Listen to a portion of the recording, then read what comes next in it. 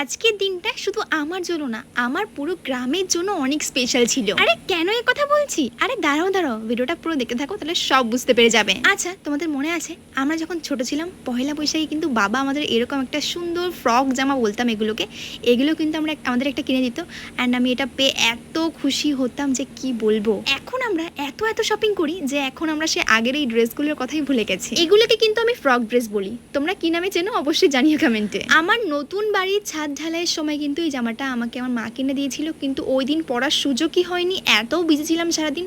So ভাবলাম আজকে যেহেতু এই স্পেশাল দিনটা, তো আজকে অবশ্যই এটা পরা যাক। আমি অন্যদিকে রেডি হচ্ছিলাম আর দেখলাম মা এদিকে উনানকে পুজো করছে। আমি ফটাফট রেডি হওয়া বাদ দিয়ে আগে ভিডিও করে নিলাম। আমাদের বাড়িতে যে কোনো অনুষ্ঠান হলেই উনানকে কিন্তু আগে পুজো করা হবেই, কারণ আমরা ভগবানকে এটাই প্রার্থনা করি যে যাই রান্না হচ্ছে না কেন যেন ভালো রান্না হয়, আর সকলে যারা আসবে সকলে যেন পেট ভরে খাওয়া দাওয়া করতে পারে। তো অলরেডি উনান পুজো করা হয়ে গেছে, আর চলো বাকি রেডি হওয়া যাক। আমি একটা ছোট্ট ইয়ারিংস পরেছি, একটা ওয়াচ পরেছি, অ্যান্ড দেন হ্যাঁ, এবার যেহেতু রোদ্রে আমরা একটু বেরোবো, চশমাটা আমায় অবশ্যই পড়তে হবে। যেরকম তোমরা সকলেই জানো, তোমাদের সময় কিন্তু চোখ আস্তে আস্তে খারাপ হতে শুরু করে দিয়েছে। আরে এত ফোন যদি দেখা হয় তাহলে মানুষের চোখ কী করে ঠিক থাকে বলো তো?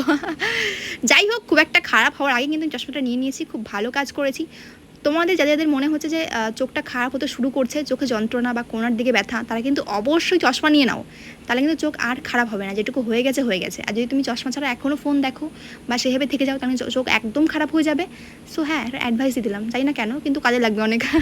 আর হ্যাঁ, এবার বলেই দিই যে আমাদের বাড়িতে হচ্ছে প্রথমবার লোকনাথ বাবার পুজো। শুধু আমাদের বাড়িতে না, পুরো আমাদের গ্রামে প্রথম হচ্ছে আমাদের বাড়িতে। যাই হোক, আমরা এখানে ঠাকুর নিতে চলে এসেছি। আর সত্যি কথা বলতে বাড়িতে আমরা কেউই জানতাম না যে বাবা ব্যান্ড পার্টির ব্যবস্থা করেছে। তাহলে হয়তো পাড়ায় অনেক লোককে বলতে পারতাম যে চলো সবাই মিলে নাচতে যাবো ঠাকুর আনতে, কিন্তু বাবা হঠাৎ করে যাই না কখন ব্যান্ড পার্টির ব্যবস্থা করে নিয়েছে। তো আমরা যে কয়জন যাবো, মানে আমি গেছিলাম, কাকা কাকিমা আর কিছু বাচ্চা কাচ্চা এসেছিল। সো ব্যাস, কি আর করা যাবে, বাবা যেহেতু আগের থেকে বলেনি, আগের থেকে বললে সকলে আসতে পারতাম, মজা করতে পারতাম।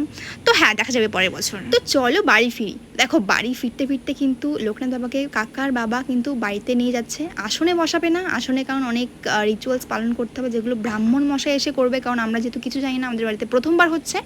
সো ব্রাহ্মণ মশাই বলেই দিয়েছিলেন যে সাইডে রেখে দিতে প্রথমে ঠাকুরটা, দেন ব্রাহ্মণ মশাই এসে ভালো করে পুজো করে দেন আসনে বসাবে। আর এদিকে মা কাকিমা সকলে ভালো করে বরণ করে নিচ্ছে। দেখো এখন যেহেতু আমি ইনকাম করছি, আমি চাই আমার ফ্যামিলির সকল ইচ্ছা পূরণ করতে। আর যদি কোনো সময় আমি আমার মাকে জিজ্ঞাসা করি তোমার কি চাই বলো, মা শুধু একটাই কথা বলবে যে আমি এই পুজো করতে চাই বা ওই পুজো করতে চাই। মানে আমার মা সারাক্ষণ পুজো নিয়ে থাকতে দাও, তাহলে আমার কিচ্ছু চাই না। মানে গয়না গাটি শাড়ি টাড়ি এসব কোনো কিছু না চাই না, শুধু সারা দিন রাত ঠাকুরকে দেখতে দাও, ঠাকুরকে পুজো করতে দাও, ব্যাস আমার মা খুশি হয়ে যায়। সেটা হয়তো আমার বলা লাগতোই না, কারণ তোমরা যারা আমাকে ডেইলি ফলো করো, ডেইলি ভিডিও দেখো, তারা হয়তো সকলেই জানো যে ঠাকুর বাকুর যেখানে আমার মা সেখানে।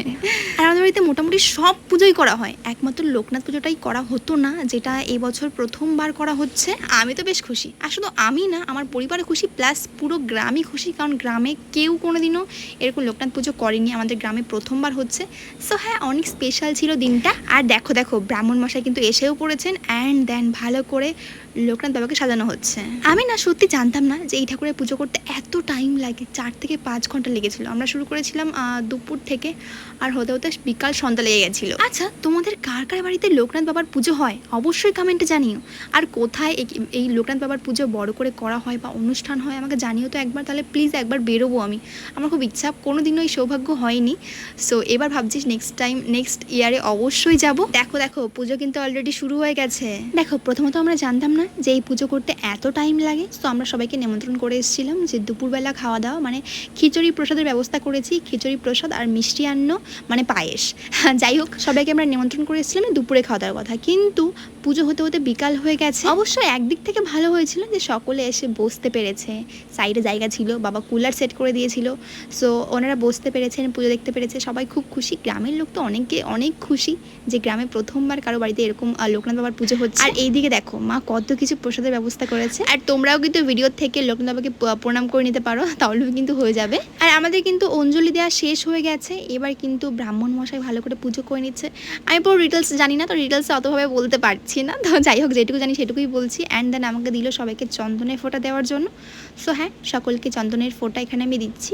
আর এদিকে আমার ছোট্ট ভাই, সে এত বদমাস, তোমরা সকলেই জানো, ও হচ্ছে আমার কাকার ছেলে, অ্যান্ড ও এত বদমাস যে নেবেই না। তারপরে আমি জোর করে ফোঁটা দিয়ে চলে এসেছি। ও ও সরি, এখনো কিন্তু অঞ্জলি দেওয়া হয়নি আমাদের। মানে অনেক বড় পুজো, মানে আমি ফার্স্ট টাইম এত বড় কোনো পুজো করছি। আমি কোনোদিনও কালী পুজো করিনি, শুনেছি কালী পুজো অনেক বড়। তোমরা কারা কারা প্রত্যেক বছর কালী পুজো করো আমাকে অবশ্যই জানিও। আমি কোনোদিনও করিনি, কারণ মা আমাকে থাকতেই দেয় না উপোস, কারণ সারা দিন রাত উপোস থাকা বলে যে আমি মাথা ঘুরে পড়ে যাবো, এরকম বলে। তো ওই জন্য আমি কোনোদিনও থাকিনি, কিন্তু অবশ্যই আমার খুব ইচ্ছা আছে যে কালী পুজো একবার করবো।